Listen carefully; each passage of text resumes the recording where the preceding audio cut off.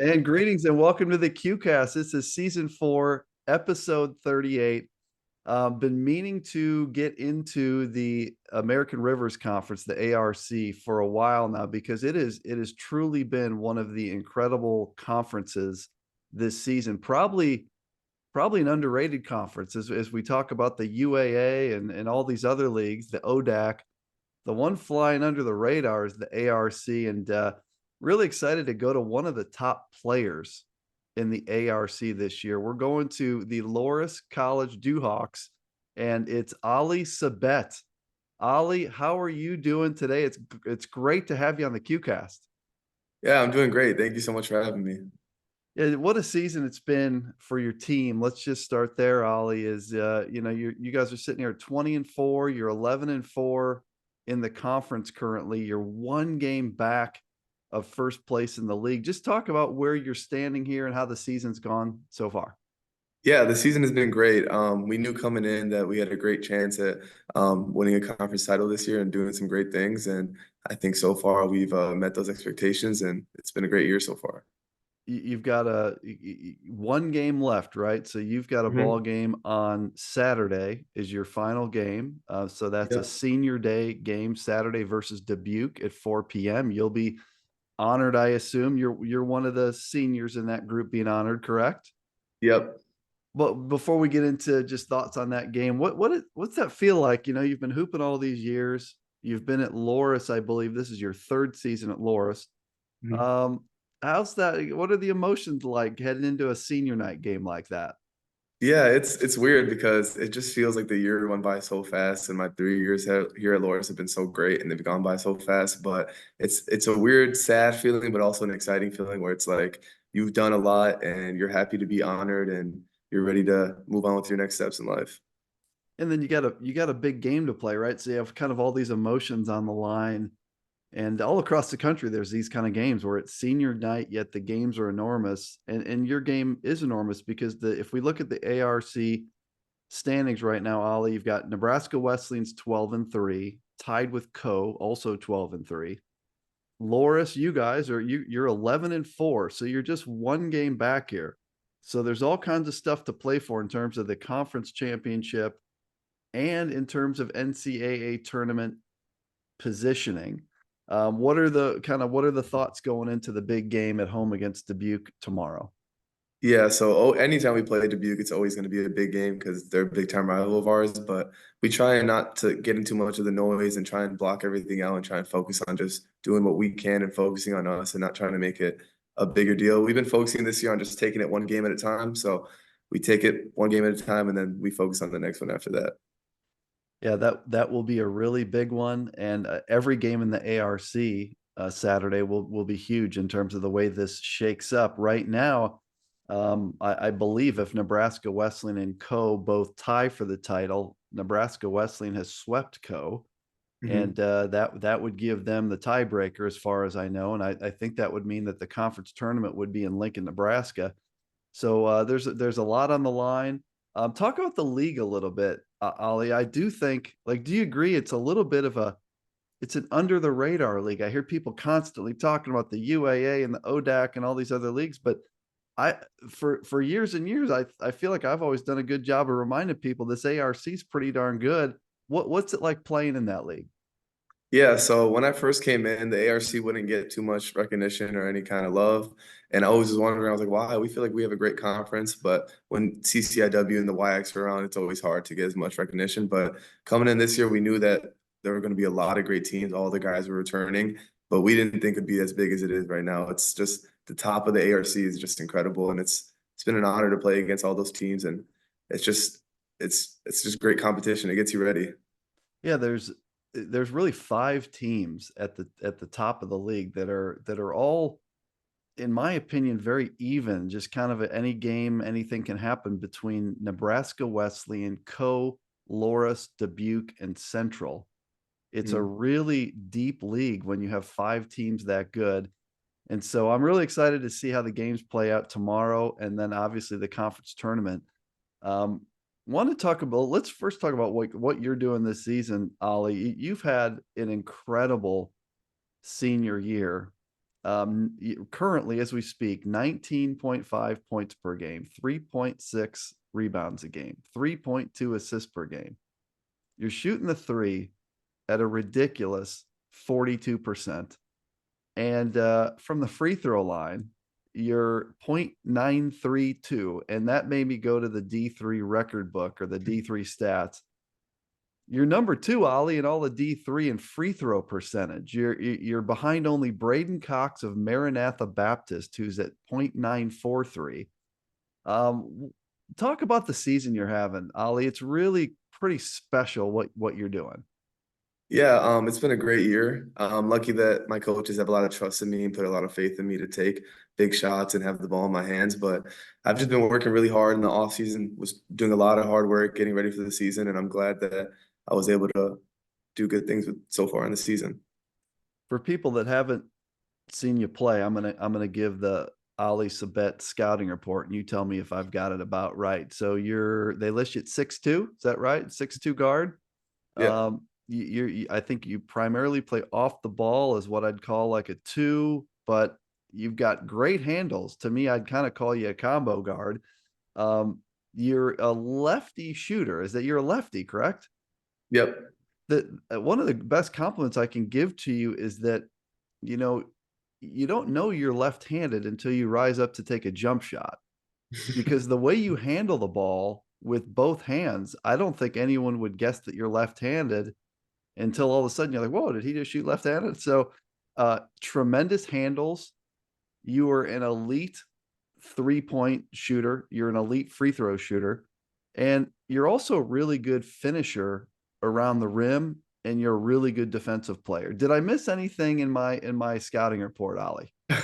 No, I think you got it all. Thank you so much for that. I mean, I hope Dubuque's not tuning into this, man, because if they get a hold of my scouting report, you could be in trouble tomorrow. Um, Talk about also, Ollie, your progression from, well, let's talk about first how you got to Loras, because you started your career, I believe you played 2 seasons at Oakton, which is a Mhm. junior college. Do I have that correct? Yep.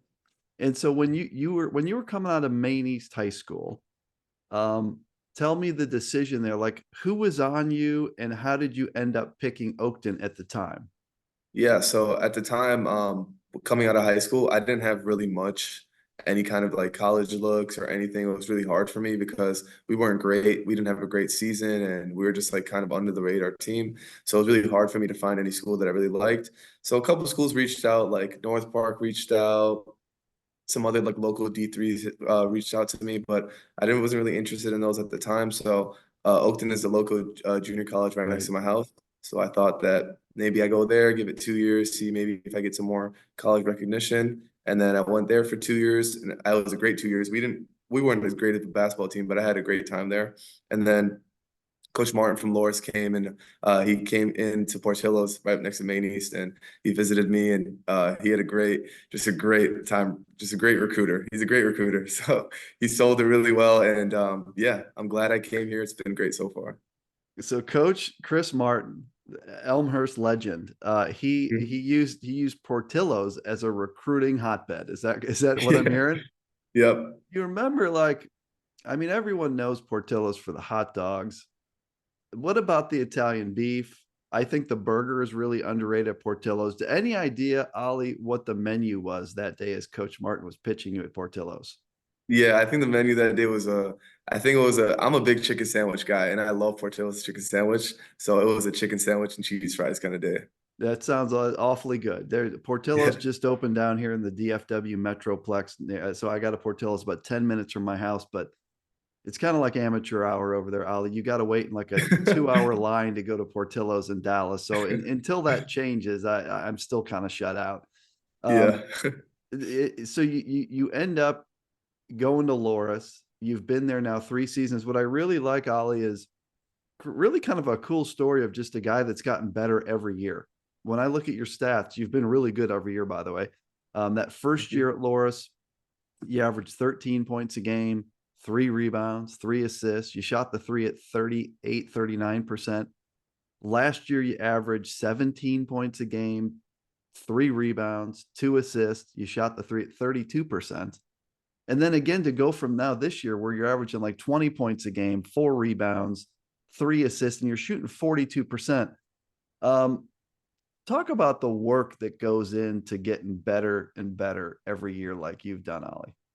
Yeah, it's a lot. Luckily, we have a great staff here at Loras. So I had a lot of guys, just a lot of our assistant coaches would always be helping out every single day in the off season, putting us through workouts, individual workouts, team workouts, and it's just we had a lot of great managers. Like some of our managers just would put us through some great workouts. So I've been very lucky and blessed that we've had the managers we've had here at Loras that can help us out. And I just trusted the process every day. I would just look forward to being better and trying to get better, knowing that I have the ability to get better. So What's what's the off season like? Just for some hoopers out there that are listening to this, maybe they're a freshman and they really have a passion to get better. What kind of stuff did you do in the off season, in the summers, to get better and be ready to go for the next season? yeah, just a lot of basketball. So I would like to do a workout or two a day, mostly 1, 2 workouts a day, and then just a lot of lifting.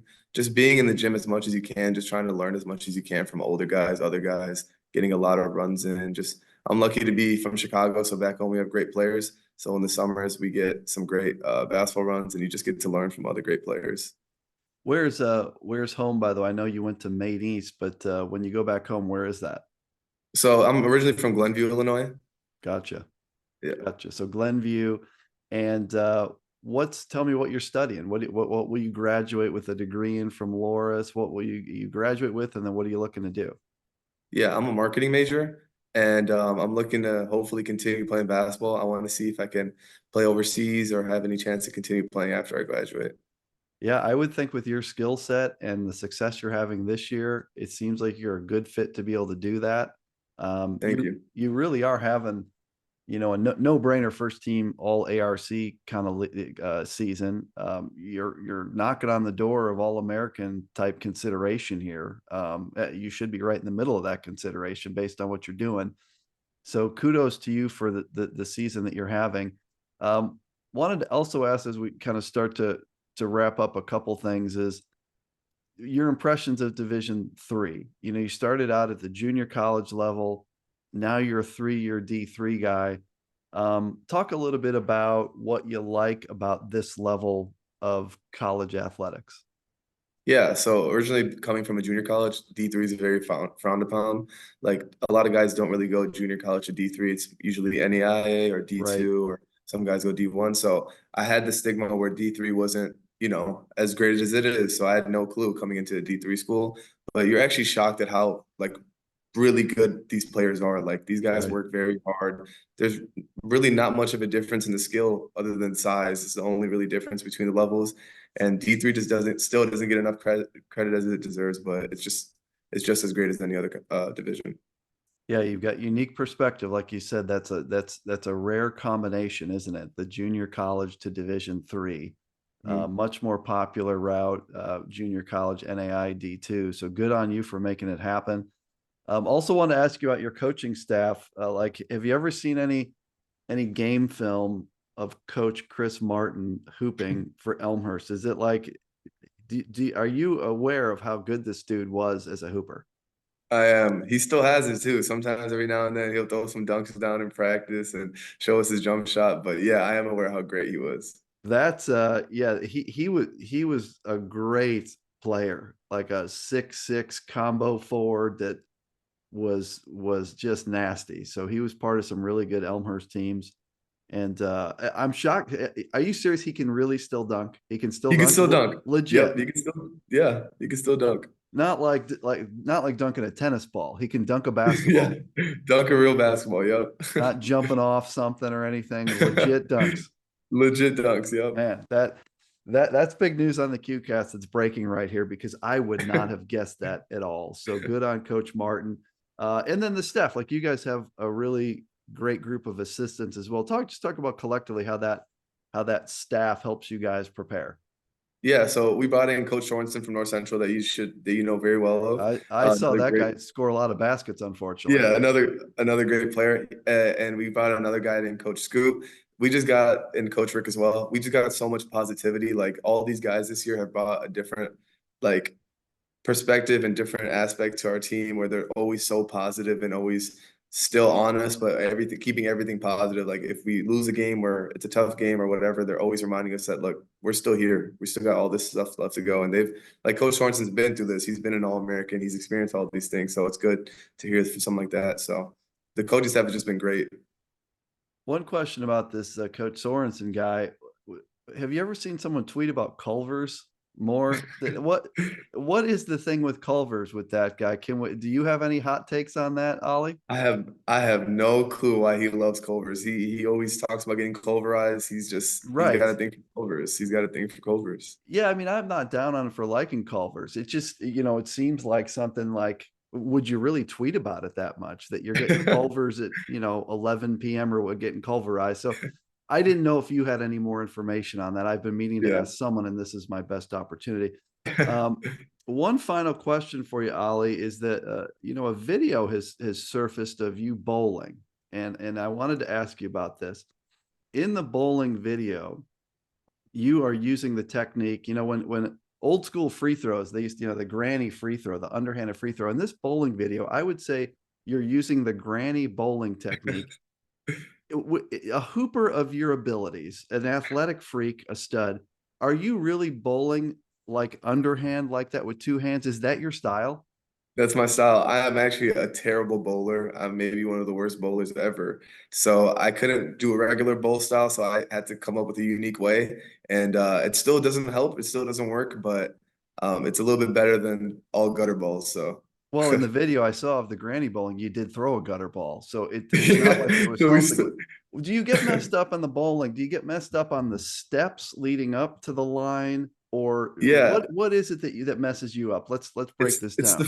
It's the finger placement as well. I don't know like if I want to put my fingers in the ball in the holes for the ball or if I want to hold underhand. And then I don't know if I'm just lefty and everything goes left when I throw it, but for some reason every time I throw a bowling Okay. ball, it just wants to go left. And you're obviously, you're just showing up and getting a house ball, right? You're getting the house Yeah. ball. So I Yeah. think, Ollie, what we need to do is we need to get you your own bowling ball. That's a big commitment. That's a big day in someone's life, I know. And you got to get one of these fingertip balls, you see, because you have good instincts and that it feels weird to you to have the house ball grip. We need to get the fingers extended like this. And then we need to get a little hook going. So you're left-handed. We need to start kind of in the middle. We're going to hook it. Yep. We're going to hook it left to right. But, as you get older, Ollie, we can't have you going to the lanes, with the granny thing, because I don't think that's going to turn out very well for you, is my Yeah. opinion. Do you agree with that or disagree with No, that? I completely agree. It is not working at all. Well, I like to cover some of the tough topics in D3 on this QCast, which you're now aware of. So thanks for talking about bowling a little bit. Of But course. Ollie, in all seriousness, like this has been it's been a pleasure to get to talk to you and talk a little ARC. Um, what are you looking at the rest of the way here? Like you guys are in, I think you're in good shape for the NCAA tournament, but it's not like a lock yet. Like Right. I did a pool C projection the other day. I have Loras pretty easily in, but like it could turn into the wrong side of the bubble. So how do you guys grind through this thing and get yourself in that NCAA tournament where you want to be? Yeah, 100%. It's tough. It's tough not to think too far ahead. It's tough not to look at the NCAA tournament. But like we said, as a program, we're just trying to focus on taking it one game at a time. So we're focusing on UD, and then we're going to focus on whoever else we have in the ARC tournament, one game at a time. And I think if we keep it like that, we'll find our way. We'll end up in that tournament. Yeah, I mean, the way you guys have played all year long consistently, I think the odds are that you're going to take care of business and get there. And again, on paper, you're in pretty good shape right now. You just kind of need to close this thing out. Yep. Um, yeah, this has been a blast, man, and I want to give you any final thoughts for you'll have Loras Nation tuning in, D3 Nation, maybe some family members. What would you like to say to everyone as we start to wrap up the QCast here today? I'd just like to say that to tune into the ARC, to tune into Loras. I feel like Loras hasn't gotten much praise or anything from D3 Hoops in the past recent couple of years, which is not that we haven't deserved it or anything, but I think that we're here this year and we're legit, and for everyone to tune in and pay attention to us. I would agree with that too, as I've watched a lot of ARC games this year, and every one of those games is a physical, tight battle with a lot on the line. Um, this has been Really a pleasure, Ollie, speaking with you. And I wish you the best of luck personally, and I wish Loras the best of luck. And let's see you guys in the NCAA tournament, and it should be a great ride, my friend. Yep, let's do it. Thank you so much. Folks, that's Ollie Sabet, who is a 6'2 senior guard at Loras. Loras is 20-4, 11-4 in the ARC. Tomorrow, trying to play for a championship, just one game back, and also in pretty good shape for the NCAA tournament. I think we'll see Loras in there playing. Ollie, thank you. Good luck with school. Good luck with hoops, and hope to see you in a gym before this season ends. Yep, thank you so much.